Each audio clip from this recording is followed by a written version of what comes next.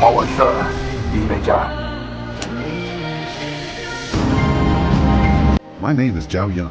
I'm 75 years old, and I've been a taxi driver my whole life. I've never had the best temper, but the one thing I'm truly proud of is being married to Maisie for 45 years. We've shared youth, shared routines, and walked through life side by side. But lately, something's changed. She's been forgetting things once, even left our granddaughter behind on an Audi Dot at first. I brushed it off. Just aging. I told myself Dot one day. She called me during work and said she wanted to travel. I told her no and hung up, thinking nothing of it. But that night when I came home, the house reeked of gas. The stove was on. The food had boiled over. I got angry and yelled at her Dot, but what she said next made my heart drop. She looked at me blankly and asked, "Who are you?" The next day, we went to the hospital. The diagnosis, vascular dementia, progressive, incurable, possibly even life-threatening.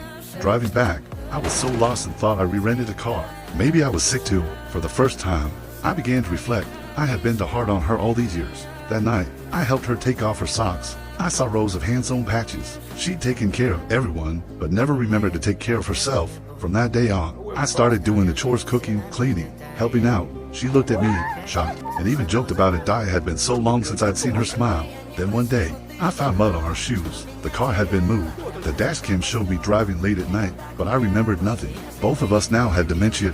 How were we supposed to carry on? I sold the taxi I'd driven all my life. From then on, I stayed by her side. When we were lucid, we wrote notes to each other. Take your medicine. Lock the door. Remember this moment. We watched sunsets on the rooftop. She cut my hair. I made her breakfast every morning. I pretend we were on a road trip, and she'd sit quietly in the back seat, smiling. But life didn't go as we hoped. Her condition worsened fast. One day, during a brief moment of clarity, she wrote a will and tried to leave this world. I came home just in time to save her. Reading that letter, I cried for the first time in my life. That's when I made a decision. I saw her son one last time, then asked a friend to help me buy back my old taxi. That day, we put on our favorite outfits from our youth. I told her we were going to see the ocean.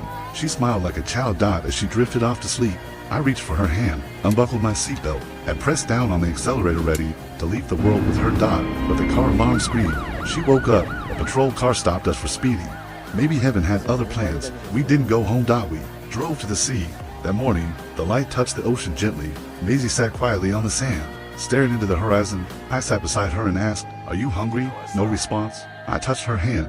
She was already gone. All our lives, we worked hard for our family, for our children. Only at the edge of life do we finally remember our own dreams.